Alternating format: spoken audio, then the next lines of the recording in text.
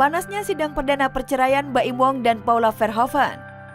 Pernah membayangkan nggak sih akan ada di pengadilan untuk menjalani proses ini? Nggak pernah lah. Apa pernah? Belum pernah sama. Baim Wong menunjukkan keseriusannya menghadapi perceraiannya dengan Paula Verhoeven yang mulai disidangkan di Pengadilan Agama Jakarta Selatan Rabu kemarin. Baim sepertinya sudah tidak sabar ingin memperlihatkan bukti-bukti yang dia miliki di depan majelis hakim.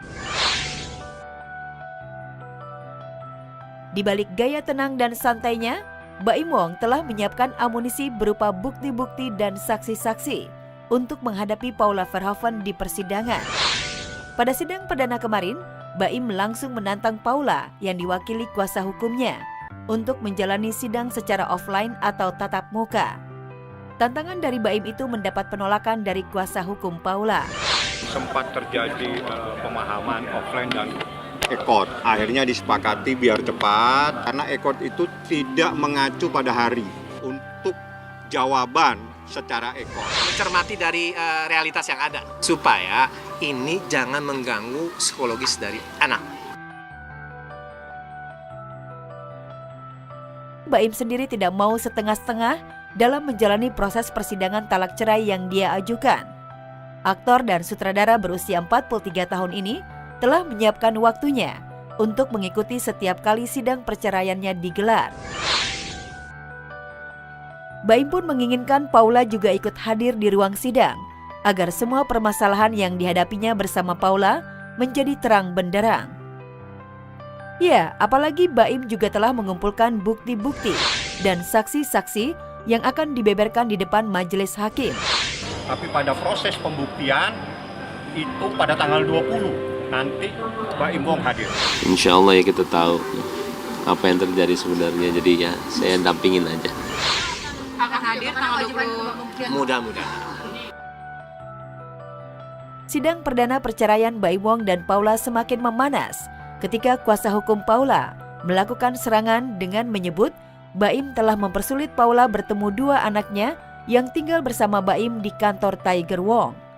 Tuduhan kuasa hukum Paula itu dianggap tak berdasar oleh pihak Baim. Paula mau kapanpun dia datang, kalau anak mau sama Paula, nggak pernah saya larang, nggak pernah sedikit pun saya larang. Itu kan kata dia, yang dirasakan sama klien kami kan belum tentu begitu kan. Ya bagi-bagi waktu aja. Kapan untuk Paula, kapan untuk Baim gitu kan. Pokoknya saya sama anak-anak dan Paula baik-baik aja.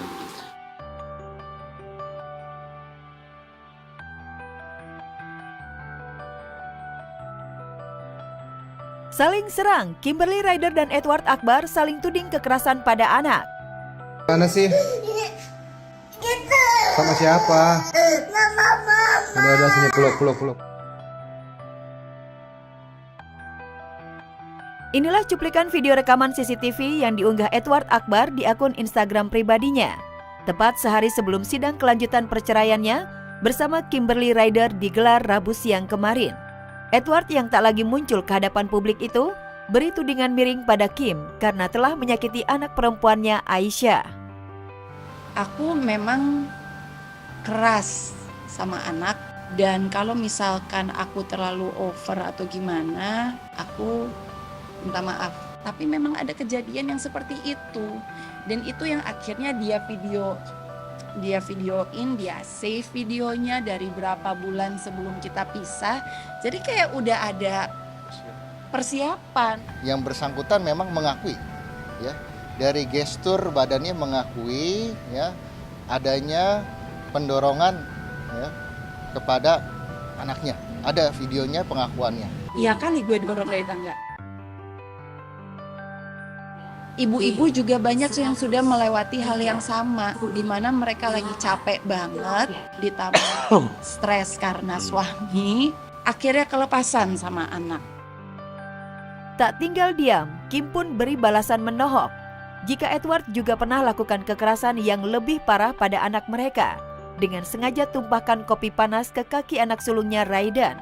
Sayangnya saat itu saya tidak punya siasat, di mana Raidan menumpahkan kopi ke kaki bapaknya. Bapaknya teriak, ambil kopinya, dia tumpahin ke kakinya Raiden. Itu kan katanya ya tidak ada bukti ya. Kalau kami memberikan bukti ya CCTV ya bagaimana dia melakukan kekerasan terhadap anak. Oleh karena itu baiknya kita mengikuti proses persidangan yang ada. Tentunya tudingan ini membuat drama perceraian Kim dan Edward kian panas dan semakin alot. Dan kemarin pihak Edward mengajukan saksi, yakni sepupu, untuk menyangkal semua tuduhan yang Kim lontarkan, seperti penyekapan yang dilakukan Edward pada saat di Bali. Namun yang ada justru sebaliknya, ayah Kim datang membawa sebilah bambu runcing untuk mengancam Edward. Tidak ada ya mengenai adanya penyekapan.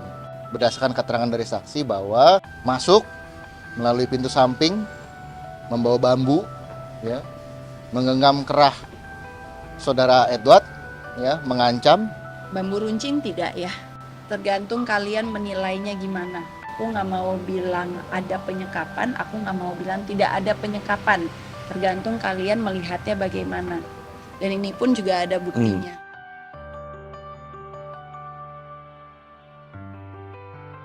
Ruben Onsu absen di acara fashion show Sarwenda. Pasca bercerai dengan Ruben Onsu, Sarwenda bangkit dan kian mandiri. Ibu 3 anak itu kini mengelola bisnisnya sendiri, meluncurkan brand pakaian ready to wear dengan berbagai koleksi siluet kasual dari atasan kemeja hingga bawahan celana denim berwarna-warni seperti sky blue dan putih.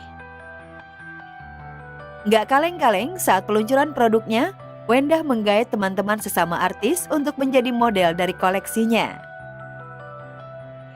Akhirnya jadilah karya-karya baju-baju simple tapi elegan, chic, cute gitu. Ya pokoknya mensupport semua teman-teman supaya happy dan bahagia, udah gitu aja. Dan orang kan pasti punya tantangan hidupnya masing-masing sendiri-sendiri, gitu aja. Gebrakan baru Wendah ini seolah menanggalkan image wanita berdaster yang selama ini begitu melekat. Betul, kalau daster kan kayak orang mikirnya kan ya cuma buat pakai di rumah gitu kan. Padahal sebenarnya kadang tuh bisa pakai di luar, cuman nggak semuanya pasti bisa. Kalau ini kan fix bisa pakai keluar gitu. Karena kalau ngejalanin satu bisnis maunya tuh fokus, serius, nggak asal kayak ngeluarin brand aja, nggak bisa kayak gitu. Aku orangnya rada ini aja sampai bikin aku nggak bisa tidur. Seakan mekar kembali, Wendah pun terharu tak kuasa menitikkan air mata atas kesuksesannya. Tentunya langkah Wendah ini mendapatkan dukungan penuh dari keluarga dan teman sesama selebriti.